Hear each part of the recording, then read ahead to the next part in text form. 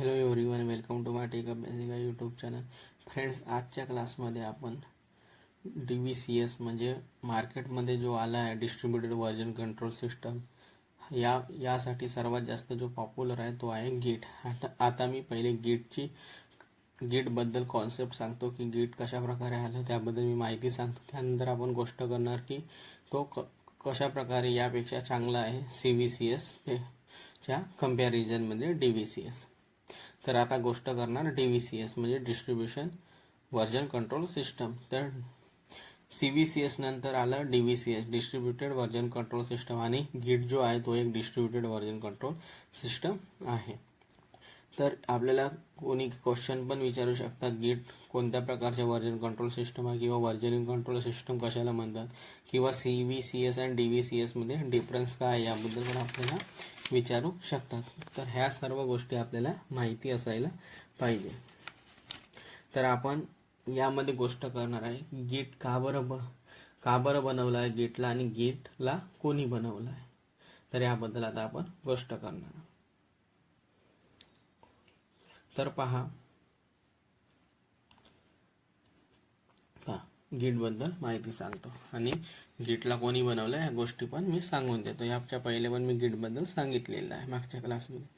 तर बघा, ज्या व्यक्तीने लिनक्सला बनवलं, लायनस टॉरवॉल्डनी, त्यांनीच गीटला पण बनवलं आहे. आता म्हणाल खूप सुंदर व्यक्ती आहे, लिनक्स पण बनवून दिलं आणि गीट पण बनवून दिलं, एवढ्या साऱ्या गोष्टी आपल्याला बनवून दिल्या. तर बघा, लिनक्स बनवलं होतं लायनस टॉरवॉल्डनी आणि यांनीच गीटला पण बनवलेलं आहे.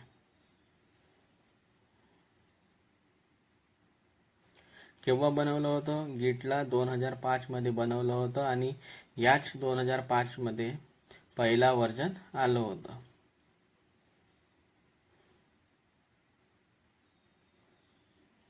ठीक आहे, 2005 मध्ये गीटला बनवलेलं आहे. आता यांनी 2005 मध्ये गीट बनवलं आणि याची गरज का बरं पडली याबद्दल आता पाहणार. आणि हा एक ओपन सोर्स आहे.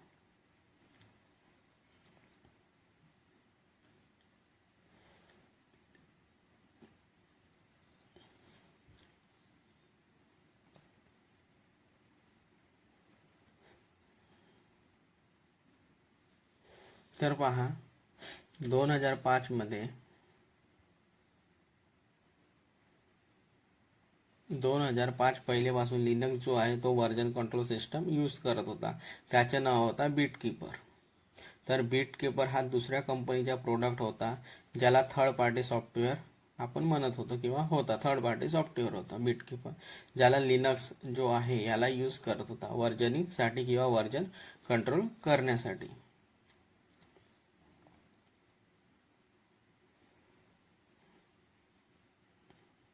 बिटकीपर आहे हा थर्ड पार्टी टूल आहे, म्हणजे दुसऱ्या कंपनीचा प्रोडक्ट आहे. दुसऱ्या कंपनीचा प्रोडक्ट यूज करतो त्याला आपण थर्ड पार्टी प्रोडक्ट म्हणतो. परंतु झालं काय की या दोघांमध्ये काही प्रॉब्लेम झाले आणि लिनक्स जो आहे तो थर्ड पार्टी व्हर्जन कंट्रोल करण्यासाठी बिटकीपरला यूज करत होता व्हर्जन कंट्रोल करण्यासाठी किंवा व्हर्जनिंग करण्यासाठी. परंतु या दोघांमध्ये काही प्रॉब्लेम झाले आणि त्यांनी जास्त पैसे कमवण्यासाठी त्यांच्यासोबत जो टायअप होता तो ब्रेक केला आणि लिनक्सनी आपली सर्व्हिस देणं बंद केलं. ठीक आहे, जो पण कधी प्रॉब्लेम येतो तो पैशामुळेच येतो आजपर्यंत तरी. तर त्यांनी चार्जेस वाढवले असणार, त्यामुळे ह्यामध्ये यांनी टायप पूर्णपणे ब्रेक केला आणि लिनक्सला आपली सर्व्हिस देणं बंद केलं यांच्यामुळे प्रॉब्लेम झाल्यामुळे. ठीक आहे, बिटकीपरनी लिनक्सला सर्व्हिस देणं बंद केलं. यानंतर लायनस टॉरवॉल्डने डिसाईड केलं की आपण आपलं जे व्हर्जनिंग सिस्टम बनवायचं जो त्याच्यापेक्षा खूप चांगलं असायला पाहिजे. यामुळे प्रॉब्लेम झाल्यामुळे लायनस टॉर्वाल्डने डिसाईड केलं की आपणच स्वतः एक वर्जनिंग सिस्टम बनवायचं, जे की या बिटकीपरपेक्षा पण खूप चांगलं असायला पाहिजे.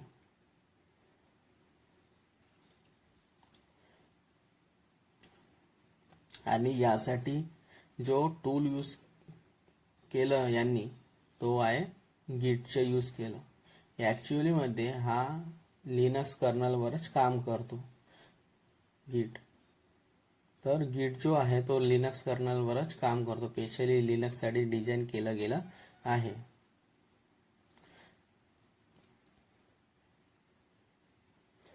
तर पाहाल तर गिटमध्ये खूप सारे फीचर जे आहे ते खूप सारे इझिली कम्पॅटेबल आहे लिनक्समध्ये. या गोष्टी यामध्ये लिहून पण देत आहे. यासाठी यांनी जो टूल यूज केला तो आहे गिट. आणि गिट पण लिनक्स कर्नलवरच काम करतो किंवा कम्पॅटेबल पण आहे खूप इझिली.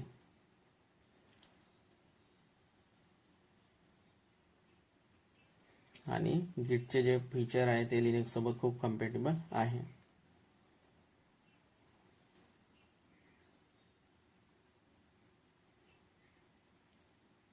आणि गिटला लिनक्ससाठी डिझाईन केलेला पण आहे.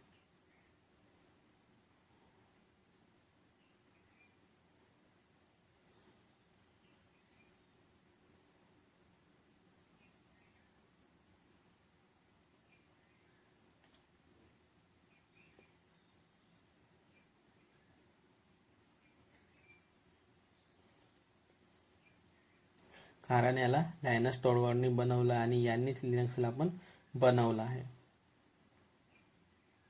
ठीक आहे, गिटला पण लायनस टॉर्वाल्डनेच बनवलेलं आहे आणि लिनक्सला पण यांनीच बनवलेलं आहे. तर दोघांमध्ये आपल्याला इझिली कम्पॅटेबिलिटी शो होणार, कारण की दोन्ही जे आहेत ते लिनक्स बेस्ट आहे.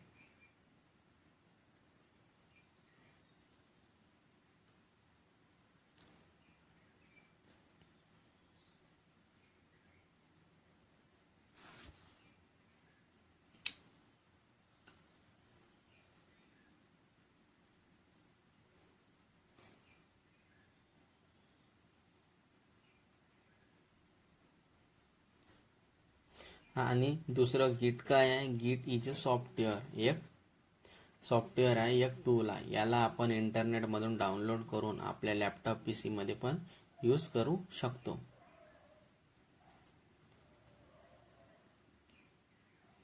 गिट एक सॉफ्टवेअर आहे.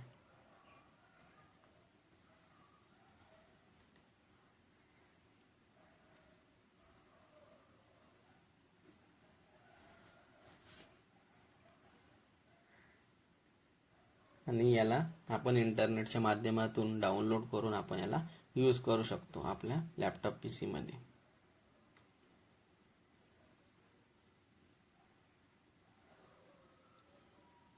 आणि आपण जेव्हा लॅब करणार तेव्हा आपण लिनक्स मशीन घेणार, क्लाउडवर घेणार किंवा या पद्धतीने. परंतु आपण AWS चे यूज करता तर आपण क्लाउडमध्येच लिनक्स मशीन बनवणार. मी आपल्याला लिनक्स मशीन कशा प्रकारे बनवतात क्लाउडमध्ये ह्या गोष्टी मी सांगितलेल्या आहे.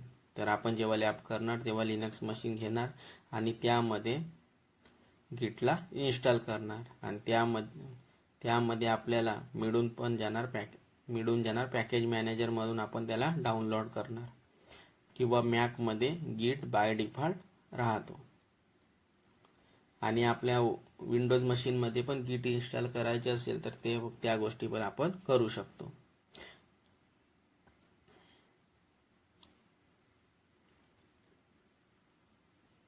मॅकमध्ये बाय डिफॉल्ट राहतो.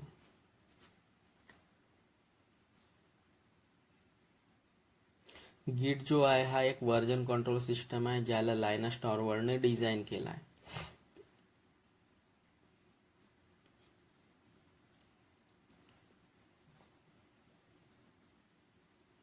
गिट जो आहे हा एक व्हर्जन कंट्रोल सिस्टम आहे, ज्याला लायनस टॉर्वाल्डने डिझाईन केला आहे. डिफरंट कोडला आपल्याला ठेवायचे आहे, तर आपण कशा प्रकारे ठेवणार त्यासाठी या गिटला डिझाईन केलेलं आहे.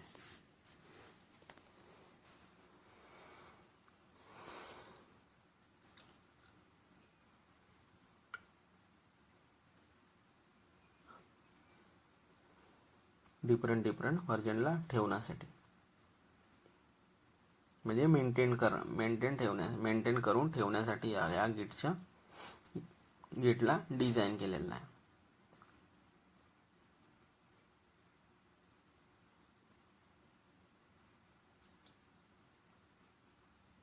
आणि एक गोष्ट आणखी सांगतो, गिटहबचं नाव पण काही लोकांनी ऐकलं असेल. गिट आणि गिटहब हे एक रेपॉझिटरी आहे.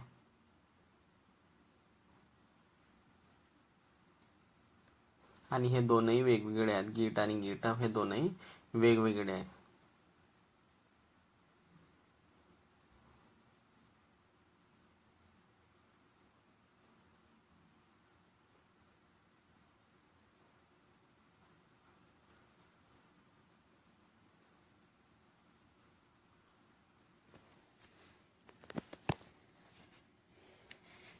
तर बघा, डिफरंट व्हर्जन किंवा कोडला ठेवण्यासाठी गिटला डिझाईन केलेलं आहे.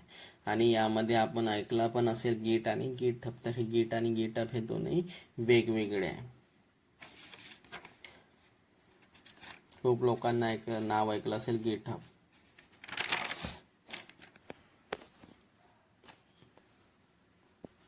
तर गिटहब हा वेगळा आहे आणि गिट हा एक वेगळा आहे. कारण नाव आपल्याला एकसारखाच वाटत आहे, तर यामध्ये कन्फ्यूज नको व्हा.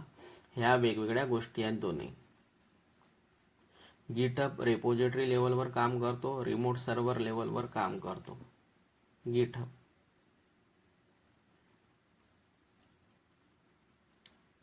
रेपॉझिटरी आहे म्हणजे एक स्टोरेज आहे.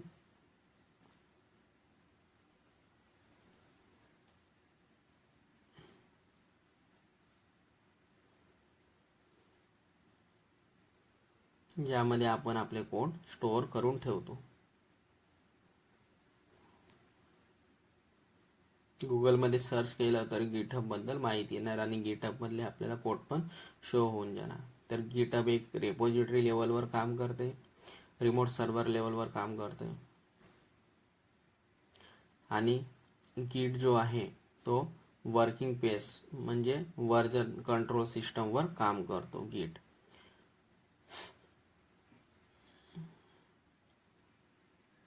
गिट दोन्ही लेवलवर काम करतं. Local repo plus working space या दोन्ही लेवलवर काम करतो गिट.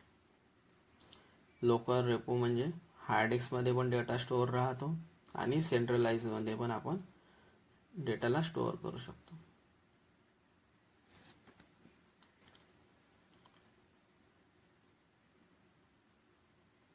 गिटहब एक सर्व्हिस आहे जे आपल्याला रेपॉझिटरी प्रोव्हाइड करतो, स्टोरेज प्रोव्हाइड करतो हे सर्व कोडला ठेवण्यासाठी. गिटहब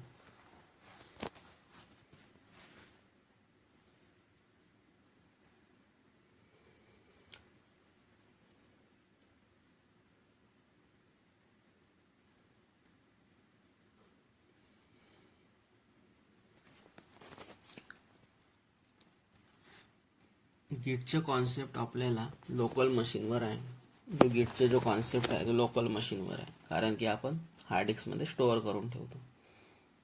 आणि आपण जे लोकल मशीनवर करत आहे ते गिटच्या हेल्पनी लोकल मशीनवर मॅनेज करतो, आपल्या डिफरंट व्हर्जनला मॅनेज करण्यासाठी.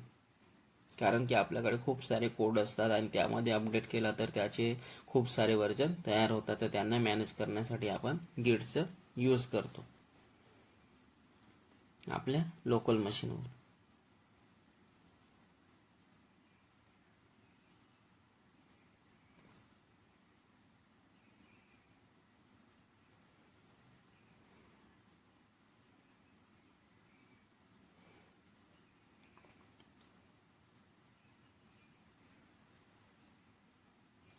बघा, यामध्ये ह्या गोष्टी लिहून पण दिल्या आहे.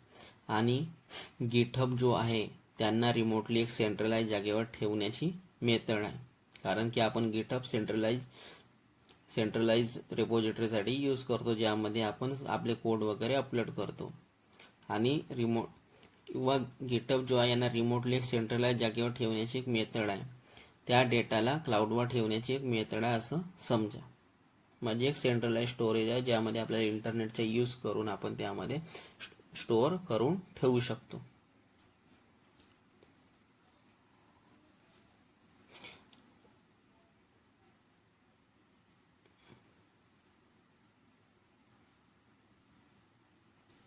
आणि गिट आणि गिटहब मध्ये कन्फ्यूज नको व्हा. आता मी फक्त गिटची गोष्ट करत आहे. आता गिट कशा प्रकारे काम करतो याला आपण मागच्या इमेज सोबत कम्पेअर केलं तर यामध्ये लोकल रेपो ही एक गोष्ट नवीन दिसत आहे. पहिल्यामध्ये रेपोजिटरी होती, सेंट्रल मध्ये रेपोजिटरी पर पीसी लावलेले होते त्या डायग्राम मध्ये.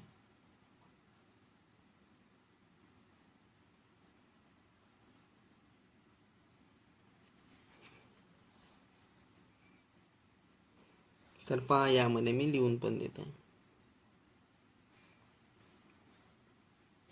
गिट कशा प्रकारे काम करतो याला आपण मागच्या इमेज सोबत कम्पेअर केलं तर यामध्ये लोकल रेपो ही एक नवीन गोष्ट दिसत आहे. पहिल्यामध्ये रेपोजिटरी होती, सेंट्रलाइज मध्ये रेपोजिटरी पास प्लीज पीसी लावलेले होते.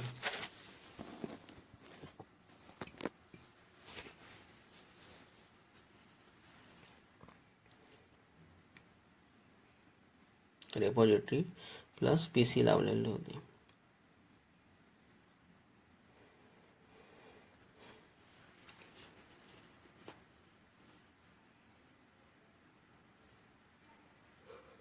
मागची डायग्राम पाहाल तर ह्या आपल्याला गोष्टी समजून येणार. परंतु आता यामध्ये काय झालं की या रेपोजिटरी स्टोरेज सोबत यामध्ये लोकल स्टोरेज पण आहे. रेपो म्हणजे रेपोजिटरी आहे, त्याचे शॉर्ट फॉर्म आहे रेपो. रेपोजिटरीचे शॉर्ट फॉर्म आहे रेपो. यामध्ये कन्फ्यूज नको व्हा. मी कधी कधी यामध्ये रेपो पण लिहिणार रेपोजिटरीसाठी. रेपोजिटरीचे शॉर्ट फॉर्म आहे रेपो. रेपोला एक फोल्डर नी समजू शकतो. रेपोला एक फोल्डर समजा रेपोजिटरीला, की ज्यामध्ये आपण डेटा स्टोअर करतो. विंडोज मध्ये आपण फोल्डर क्रिएट करून डेटा ठेवतो, तर त्याच पद्धतीने रेपोला पण एक फोल्डर समजा.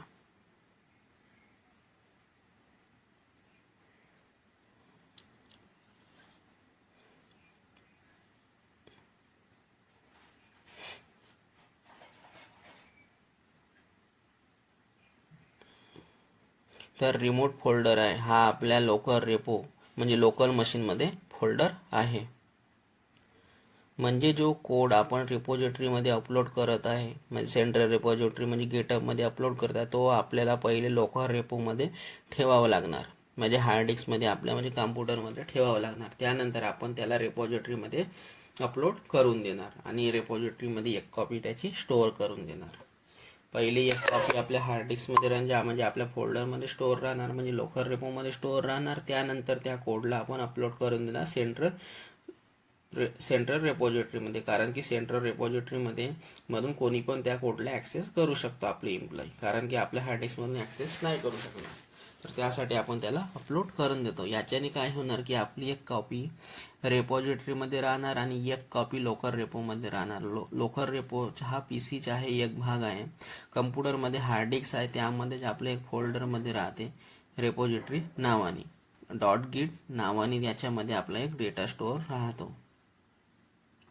.git नावाने यामध्ये एक फोल्डर राहणार.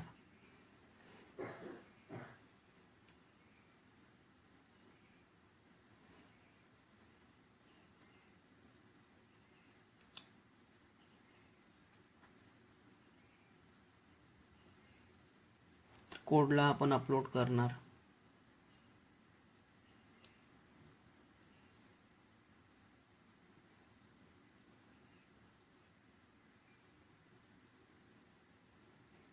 तर याची जे आपण याची एक कॉपी रेपोजिटरी मध्ये राहणार आणि एक कॉपी लोकल रेपो मध्ये राहणार. तर जेव्हा आपण कोड वगैरे काम करणार तर एक कॉपी आपल्या लोकल रेपो मध्ये राहणार, म्हणजे हार्ड डिस्क मध्ये राहणार. आणि आपलं काम झालं आता तर आपल्या एम्प्लॉईला वगैरे ऍक्सेस करण्यासाठी आपण सेंट्रल रेपोजिटरी म्हणजे गिटहब मध्ये अपलोड करून देणार. तर त्यामधून ते एम्प्लॉई त्या कोडला ऍक्सेस करू शकणार.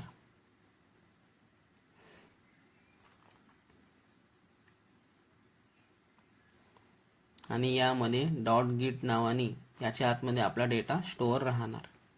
त्यानंतर या डेटाला पुश करायचे आहे, तर त्या डेटाला आपल्याला गिटहबवर अपलोड करायचे आहे, तर गिटहब यूज करणार. आपल्याला आणखी कोणती सर्व्हिस यूज करायची असेल तर ती सर्व्हिस पण आपण यूज करू शकतो.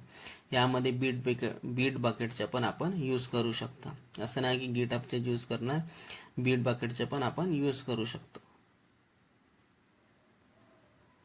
हा पण ही एक पण रिपॉझिटरीज आहे.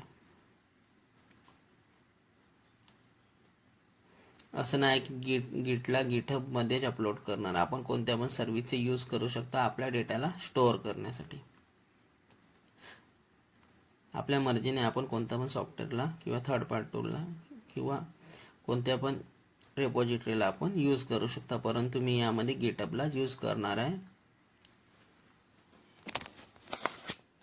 कारण गिटहब एक स्टोरेज सर्व्हिस आहे ज्यामध्ये डेटा स्टोअर करू शकता. मी आपल्याला पुश करून गिटहबमध्ये अपलोड पण करून दाखवणार यामध्ये. ठीक आहे, यामध्ये कमांडचे यूज करतो गिट पुश आणि त्या URLचे नाव मेन्शन करणार, तर आपला कोड त्या रिपॉझिटरीमध्ये स्टोअर होऊन जाणार.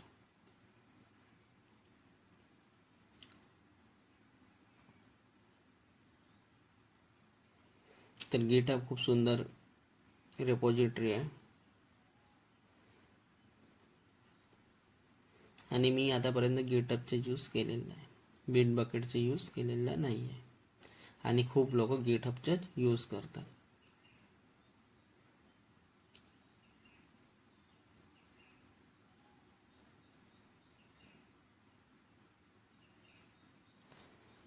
म्हणजे पुश करणार म्हणजे त्यामध्ये आपला जो कोड आहे त्याला अपलोड करून ना गिटहबमध्ये. तर याचा फायदा हा आहे की आता मी डिस्ट्रीब्युटेड व्हर्जन कंट्रोल सिस्टमला समजण्याचा प्रयत्न करतो. आता बघा यामध्ये आता याचा काय फायदा आहे, तर आता आपण याला डिस्ट्रीब्युटेड व्हर्जन कंट्रोलला समजण्याचा प्रयत्न करणार. आता यामध्ये पण हाच व्यक्ती आहे, हा वेगवेगळ्या प्रोजेक्टवर काम करत आहे. आता सपोज आपण एक प्रोग्राम बनवणं स्टार्ट केला आणि आपलं प्रोग्राम पण रेडी होऊन गेला, म्हणजे आपलं कोड पण रेडी होऊन गेला.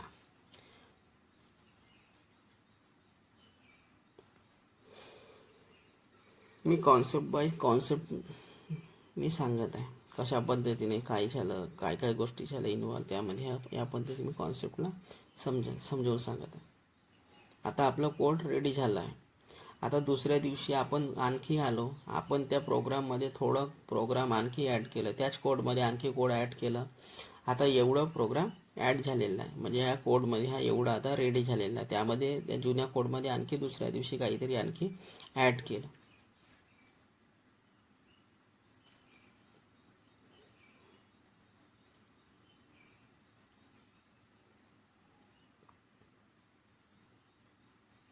आता या प्रोग्रामला आपला क्लायंटला दाखवलं, आपण आपल्या प्रोग्रामला क्लायंटला दाखवलं. आपल्या क्लायंटने म्हटलं की ह्या ज्या गोष्टी आहेत, जे काही आपण ॲड केलं आहे त्याला यामधून रिमूव्ह करून द्या, म्हणजे इरेज करून द्या.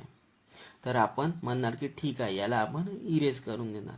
तर आता आपण व्हर्जनिंग यूज नाही करत असतो, तर आपल्याला या कोडला रिमूव्ह करावं लागलं असतं. ठीक आहे, व्हर्जनिंगचे कॉन्सेप्ट यूज नाही करत असतो तर आपल्याला पूर्णपणे या कोडला रिमूव्ह करून द्यावं लागलं असतं. परंतु व्हर्जनिंग आपण यूज करत आहोत, तर आपल्याजवळ कालचं व्हर्जन वेगळं असणार, म्हणजे जो कालचा कोड होता तो आपल्याकडे वेगळं ठेवलं असणार. तर आपण वेगळं असणार, तर आणि आजचं कोड आपल्याजवळ वेगळं असणार, कालचं कोड वेगळं असणार आणि आपल्या दुसऱ्या दिवसाचे कोड पण वेगळं असणार यामध्ये.